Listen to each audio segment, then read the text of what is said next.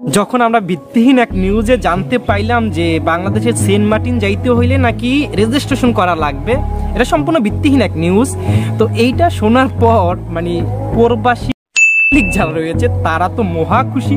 তারা মহা খুশি এই জন্যই হয়েছে যে তারা এটা বুঝাইতে চাইতেছে যে দেখো আমাদের নেত্রী এতদিন আমাদের বাংলাদেশ মানে উস্কে ধরে রাখছে, বাংলাদেশ বিক্রি হইতে দেয় না। এখন নেত্রী যখন বাংলাদেশ থেকে চলে গেছে, সাথে সাথে ক্ষমতায় যারা আসছে, সরকারে যারা আসছে, তারা বাংলাদেশ বিক্রি করে দিতেছে। অর্থাৎ ডক্টর ইউনূসকে এখানে বুঝাইতে চাইতেছে যে ডক্টর ইউনূস নাকি বাংলাদেশের যে সেন্ট মার্টিন আছে এটা নাকি আপনার ইউরোপ আমেরিকার কাছে বিক্রি করে দিচ্ছে।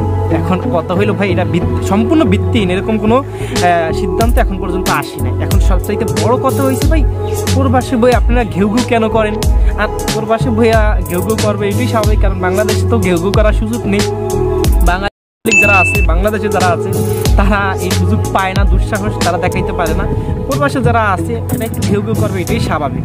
এখন কথা হয়েছে ভাই প্রবাসে বৈশা ঘেউ ঘেউ করার কোনো মানেই হয় না, কারণ আপনি প্রবাসে বৈশা যদি বিক্রি করে লাই তাহলে আপনি প্রবাসে বৈশা কিছুই করতে পারেন না। সবচেয়ে বড় কথা হয়েছে বাংলাদেশের 1 ইঞ্চি মাটিও বিক্রি করতে পারবো না যতদিন পর্যন্ত বাংলাদেশে আরও দায়িত্বশীল যারা রয়েছে, বিশেষ করে আলেম ওলামা রয়েছে।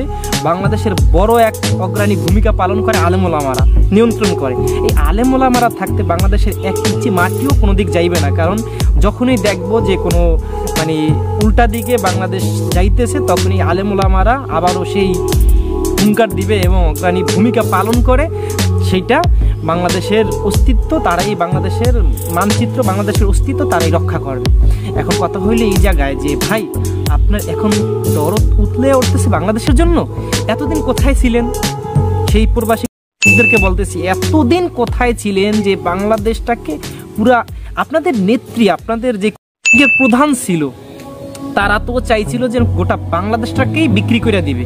বাংলাদেশের গোটা যারাই বাংলাদেশে মাথা তুলে দাঁড়াইবে বা যারাই আপনাদের দলের বিরুদ্ধে কথা বলবে তাদেরকে মেরে ফেলবে, তাদেরকে একেবারে ওই আয়নাগরে নিয়ে রাখবে। এখন দেখেন আপনারা আয়নাগরের বিরুদ্ধে কথা বলতে পারেন না, বাংলাদেশের সেই সেন্ট মার্টিন যাইতে হলে রেজিস্ট্রেশন করতে হবে, এই জন্য দরদ উঠলে উঠছে। আর এই যে আয়নাগরে মানুষগুলো রাখছে সেটার জন্য আপনার একটু দরদ হয় না? মানে আপনাদের ভিতরে কি মানুষত্ব আছে? মনুষ্যত্ব যদি থাকতো তাহলে তো আপনি সেই আয়নাগরের বিষয় নিয়ে একটু কথা বলতেন, যে আপনাদের নেত্রী, আপনাদের প্রধান যারা রয়েছে তারা এরকম একটা কুকর্ম করেছে বাংলাদেশে, সেটা নিয়ে আপনারা কথা বলতে পারেন না। আপনারা এখন সেই সেন্ট মার্টিন নিয়ে খুব মাতামাতি করতেছেন, সেই জাতীয় সঙ্গীত নিয়ে খুব মাতামাতি করতেছেন। জাতীয় সঙ্গীত মানে এটা পরিবর্তন করা যাবে না, মানে এটার ভিতরে আপনারা কি পেয়েছেন? এটা কি কোরআনের কোনো বাণী যে এটা পরিবর্তন করা যাবে না? এটার ভিতরে কি রয়েছে? বাংলাদেশের যে জাতীয় সঙ্গীত রয়েছে এটা নিয়ে তো অনেক বিতর্ক, অনেক কিছু। বাংলাদেশের জাতীয় সঙ্গীত এটা কোনো দেশের জাতীয় সঙ্গীত হইতে পারে না যেটা বাংলাদেশ নিয়ে কিছু নেই। আপনার বাংলাদেশের জাতীয় সঙ্গীতের ভিতরে এটুকুই আছে, আমার সোনার বাংলা। এখন এই বাংলা কোন বাংলা? আমি আগের ভিডিওতে বলছিলাম এটা এপার বাংলা না ওপার বাংলা, এটা পশ্চিম বাংলা না পূর্ব বাংলা, কোন বাংলা বোঝানো হয়েছে? আর এই সঙ্গীত লেখা হয়েছে বাংলাদেশ স্বাধীন হওয়ারও অনেক পূর্বে। বাংলাদেশ স্বাধীন হওয়ার পূর্বের একটা সঙ্গীত কিভাবে জাতীয় সঙ্গীত হয়? এটা বিধর্মী কবির সঙ্গীত। বাংলাদেশে 92% মুসলমান থাকা সত্ত্বেও, বাংলাদেশের কবি মুসলমান থাকা সত্ত্বেও একটা বিধর্মীর একটা মালাউনের কবিতা বা মালাউনের একটি সঙ্গীত, জাতীয় সঙ্গীত, এটা আমরা মাইনা নিতে পারতেছি। যাই হোক দর্শক, তো বাংলাদেশের জাতীয় সঙ্গীত এটা নিয়ে অনেক বিতর্ক রয়েছে, এটার ভিতরে শিরক রয়েছে। আলেম ওলামারা বলতেছে এটা পরিবর্তন করা দরকার। এখানে শুধু আপনারা কুতালিক যারা রয়েছেন, বাংলাদেশে যেই কুতালিক রয়েছে তারা, আমি আগেও বলছিলাম, তারা মাথা উঁচু করতে পারবে না, আর এ বিষয়ে তারা কথা বলতে পারবেও না, সুযোগ নেই। তাহলে তারা মানে উত্তম মাধ্যম খাইবে এটা তারা জানে, যেন তারা চুপচাপ রয়েছে। কিন্তু প্রবাসী যারা আছে তারা দেখতেছে খুবই নাচানাচি করতেছে, বিশেষ করে এই জাতীয় সঙ্গীত নিয়ে, সেন্ট মার্টিন নিয়ে, এগুলো নিয়ে অনেক মাতামাতি করতেছে। ভাই মাতামাতি করে কোনো লাভ নেই।